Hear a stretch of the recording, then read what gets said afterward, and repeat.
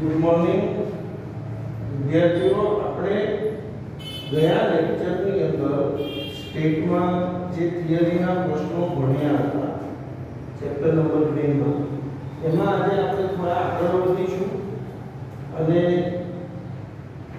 આજે બધી વ્યાખ્યાઓ જે છે જે સૌથી અગત્યની છે આંકડાશાસ્ત્ર માટે એનો બધાનો અભ્યાસ કરીશું, જેથી આવતા લેક્ચરથી આપણે દાખલાઓ શરૂ કરી શકીએ। બરાબર છે?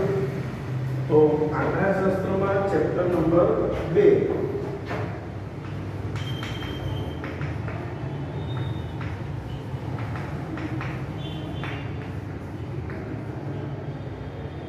બરાબર છે। તો પહેલી વસ્તુ તો આપણે જે ગયા લેક્ચરમાં બે વસ્તુઓ શીખ્યા, એક હતો વર્ગોની સંખ્યા। ઓકે, વર્ગોની સંખ્યા કેટલી હોવી જોઈએ? ઓછામાં ઓછી 6 અને વધુમાં વધુ 15। ઓછામાં ઓછી 6 હોવી જોઈએ અને વધુમાં વધુ 15 હોવી જોઈએ। બરાબર છે? કે વર્ગોની જે સંખ્યા છે એ ઓછામાં ઓછી 6 હોવી જોઈએ અને વધુમાં વધુ 15 હોવી જોઈએ। ત્યારબાદ મેં તમને કીધું હતું વર્ગોની સંખ્યા કે શોધવાનું સૂત્ર। બરાબર છે? તો R/C, જ્યાં R એ વિસ્તાર છે, C એ વર્ગ લંબાઈ છે અને K એ વર્ગોની સંખ્યા, જે આપણે સમજેલા છે। બરાબર? હવે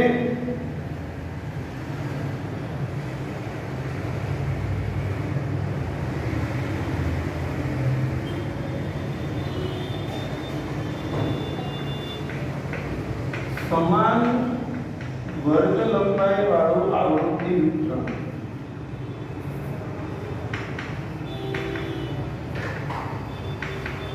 તો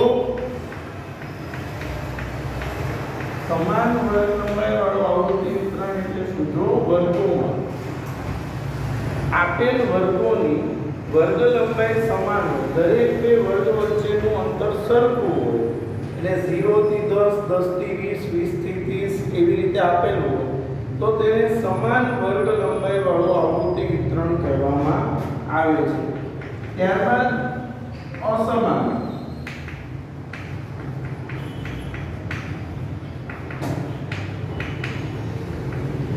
તો કે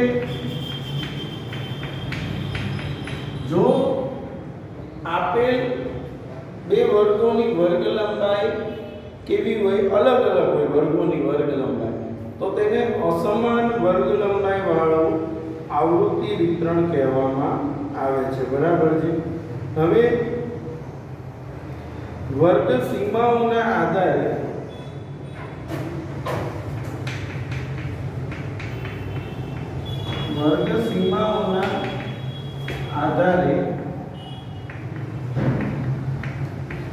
આવૃત્તિ વિતરણના પ્રકાર, તો વર્ગ સીમાના આધારે આવૃત્તિ વિતરણના બે પ્રકાર પડે છે। વર્ગ સીમાના આધારે આવૃત્તિ વિતરણના બે પ્રકાર છે। એક નિવારક આવૃત્તિ વિતરણ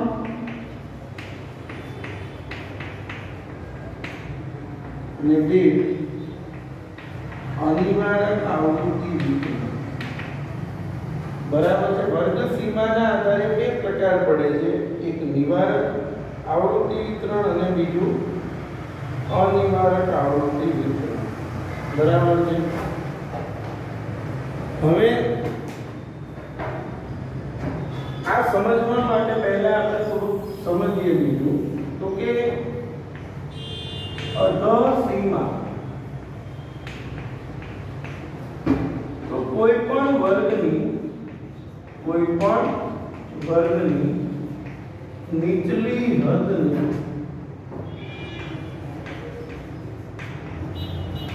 અધસીમા કહે છે। કોઈપણ વર્ગની નીચલી હદને અધર સીમા કહે છે અને ઉધ્વ સીમા કોઈ પણ વર્ગની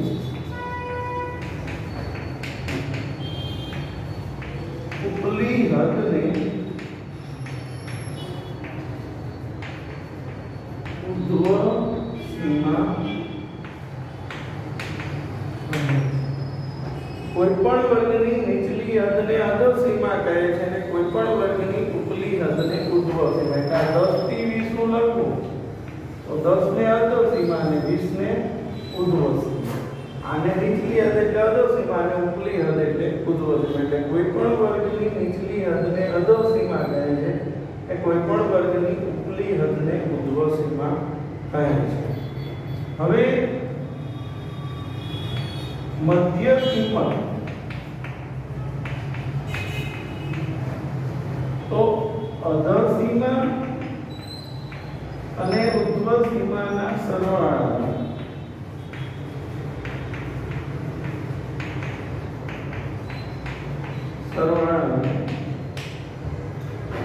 બે વડે ભાગતા જે કિંમત મળે છે તેને મધ્ય કિંમત કહે છે. તમે અધર સીમા અને ઉધ્વ સીમાનો સરવાળો કરો અને એને બે વડે ભાગો તો તેને મધ્ય કિંમત કહે છે. હવે તો કે મધ્ય કિંમત શું છે આપણે શીખી ગયા, બરાબર છે. ત્યારબાદ આપણે જે વ્યાખ્યા હવે સમજવાની આવે છે, બરાબર છે. મધ્ય કિંમત પછી જે આપણે સમજવાનું છે તો એ છે નિવારક વર્ગો.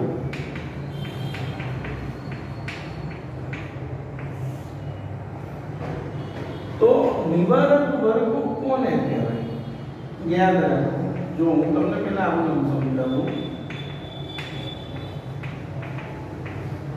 આ સંખ્યાઓ સરખી હોય સામસામે એને નિવારક વર્ગો કહેવાય. કેવા વર્ગો કહેવાય? નિવારક વર્ગો. એટલે આપણે એની વ્યાખ્યા બનાવવાની છે. તો સમજો, કોઈ પણ વર્ગની અધર સીમા અને તે પહેલાના વર્ગની ઉધ્વ સીમા. કોઈ પણ વર્ગની અધર સીમા અને તે પહેલાના વર્ગની ઉધ્વ સીમા, બરાબર છે. તો નિવારક વર્ગો કોઈ પણ વર્ગની અધર સીમા અને તે પહેલાના વર્ગની ઉધ્વ સીમા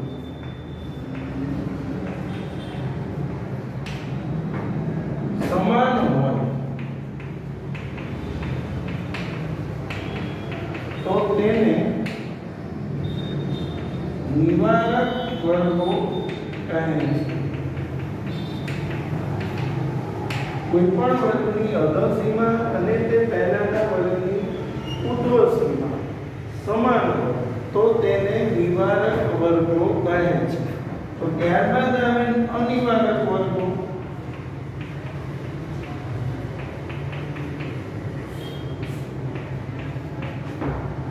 અનિવારક કોને કહેવાય? તો સમજો,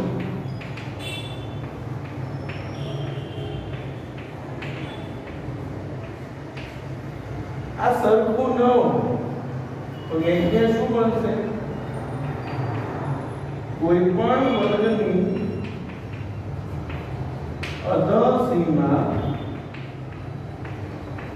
અને તે પહેલાના વર્ગની ઉધ્વ સીમા, તે પહેલાના વર્ગની ઉધ્વ સીમા સમાન ન હોય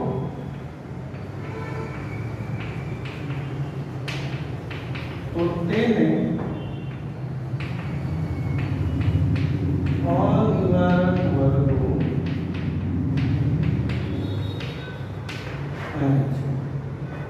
કોઈ પણ વર્ગની અધર સીમા અને તે પહેલાના વર્ગની ઉધ્વ સીમા સમાન ન હોય તો કહે છે. એટલે ટૂંકમાં સમાન હોય તો નિવારક અને સમાન ન હોય તો તેને અનિવારક વર્ગો કહે છે. હવે યાદ રાખો, જ્યારે અનિવારક વર્ગો બરાબર છે ત્યારે આપણે અધઃ સીમા બિંદુ અને ઉધ્વ સીમા બિંદુ મેળવવા પડે. જ્યારે અનિવારક વર્ગો હોય ત્યારે આપણે શું મેળવવું પડે? અધઃ સીમા બિંદુ અને ઉધ્વ સીમા બિંદુ. હવે આપણે અધઃ સીમા બિંદુ અને ઉધ્વ સીમા બિંદુ શું છે સમજીએ. તો જો ધ્યાન રાખીને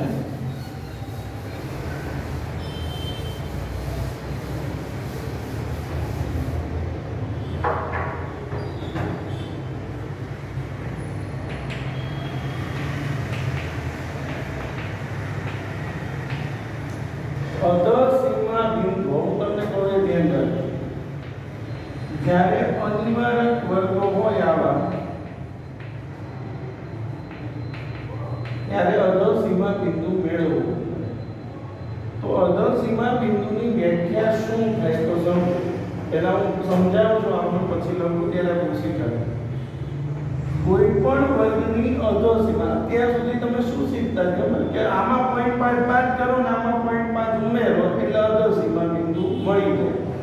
અધઃ સીમા ઉધ્વ સીમા બિંદુ. પણ એવું હોતું નથી. હજી એવું જ શીખશું કારણ કે બધા નિષ્ણાત શિક્ષકો પાસે ભણીએ છીએ આપણે. બરાબર? એટલે તમને એવું સમજાવે કે આમાં 0.5 બાદ કરો ને આમાં 0.5 ઉમેરો, આમાં બાદ કરો તો અધઃ સીમા બિંદુ, આમાં ઉમેરો તો ઉધ્વ સીમા બિંદુ. પણ એવું ના બને. બરાબર છે? આની પ્રોપર વ્યાખ્યા આપણે શીખવી પડે. કોઈ પણ વર્ગની અધઃ સીમા અને તે પહેલાના વર્ગની ઉધ્વ સીમા. કોઈ પણ વર્ગની અધઃ સીમા અને તે પહેલાના વર્ગની ઉધ્વ સીમાના સરવાળા બે વડે ભાગતા જે કિંમત મળે તેને અધઃ સીમા બિંદુ કહે છે. તો શું વ્યાખ્યા થશે? કોઈ પણ વર્ગની અધઃ સીમા, કોઈ પણ વર્ગની અધઃ સીમા અને તે પહેલાના વર્ગની ઉધ્વ સીમા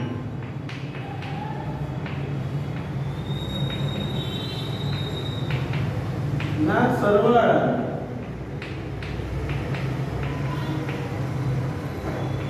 બે વડે ભાગતા જે કિંમત મળે છે તેને અધઃ સીમા બિંદુ કહે છે.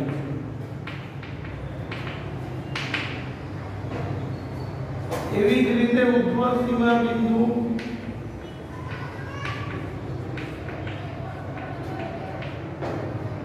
તો કોઈ પણ વર્ગની ઉધ્વ સીમા, ધારો કે આવી રીતે હોય વર્ગો,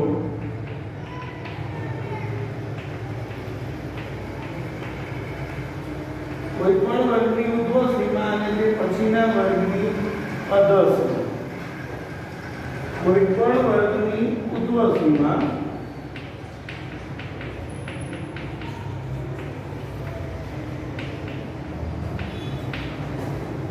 અને તે પછીના વર્ગની અધઃ સીમા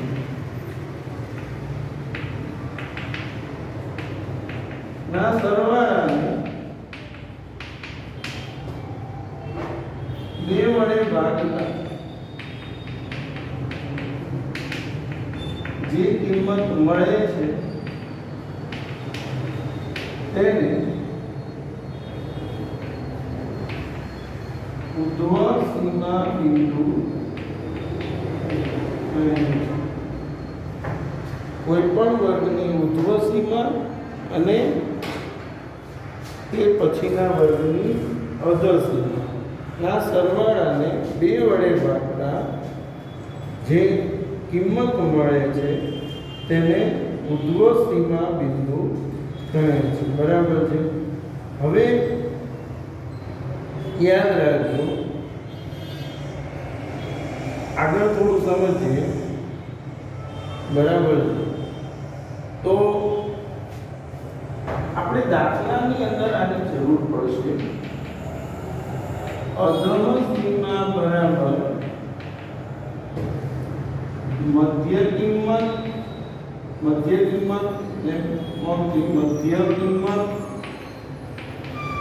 માઈનસ 1/2 વર્ગ લંબાઈ। જ્યારે આપણી પાસે વર્ગ લંબાઈ હોય અને મધ્ય કિંમત હોય તો એની ઉપરથી આપણને અધર સીમા આ રીતે મળશે અને ઉર્ધ્વ સીમા બરાબર મધ્ય કિંમત પ્લસ 1/2 વર્ગ લંબાઈ। અધર સીમા બરાબર શું થાય? મધ્ય કિંમત માઈનસ 1/2 વર્ગ લંબાઈ અને ઉર્ધ્વ સીમા બરાબર મધ્ય કિંમત પ્લસ 1/2 વર્ગ લંબાઈ। આ અધર સીમા અને ઉર્ધ્વ સીમાના સૂત્રો છે જ્યારે વર્ગ લંબાઈ એ બધું આપેલું હોય ત્યારે આપણે આ રીતે મેળવી શકીએ। બરાબર છે। હવે વર્ગ લંબાઈ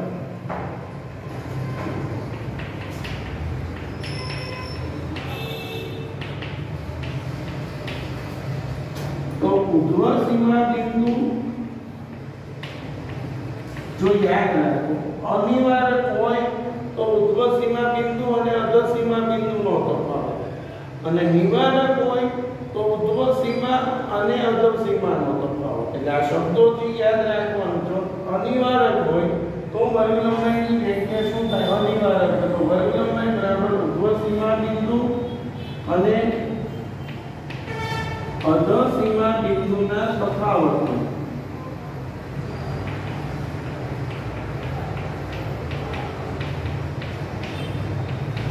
વર્ગ લંબાઈ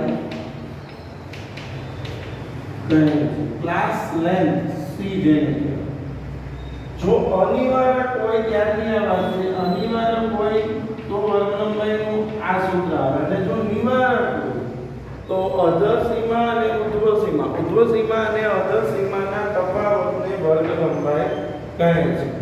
એટલે નિવારક હોય તો કયું સૂત્ર અને અનિવારક તો તમને આ ખબર પડવી જોઈએ। વ્યાખ્યામાં પ્રશ્નો સ્પેસિફિક પૂછાય ત્યારે આપણે ખાસ આનું ધ્યાન રાખવાનું। બરાબર છે। તો અહીંયા આ ચેપ્ટરના તમામ જે પ્રશ્નો હતા થિયરીને લગતા જે આપણી જે આગળની રીત છે એને લગતા તમામ જે પ્રશ્નો છે અહીંયા પૂરા થાય છે। બરાબર। હવે આને આપણે દાખલા ગણવાના આવશે। ફરીવાર આજે જે આપણે સમજીએ ફરીવાર થોડું રિવાઇઝ કરીએ। અધર સીમા તો કોઈ પણ વર્ગની નીચલી હદને અધર સીમા કહે છે। ઉર્ધ્વ સીમા કોઈ પણ વર્ગની ઉપલી હદને ઉર્ધ્વ સીમા કહે છે। મધ્ય કિંમત અધર સીમા અને ઉર્ધ્વ સીમાના સરવાળાને 2 વડે ભાગતા જે કિંમત મળે છે તેને મધ્ય કિંમત કહે છે। નિવારક વર્ગો નિવારક અને અનિવારક। નિવારક એટલે શું?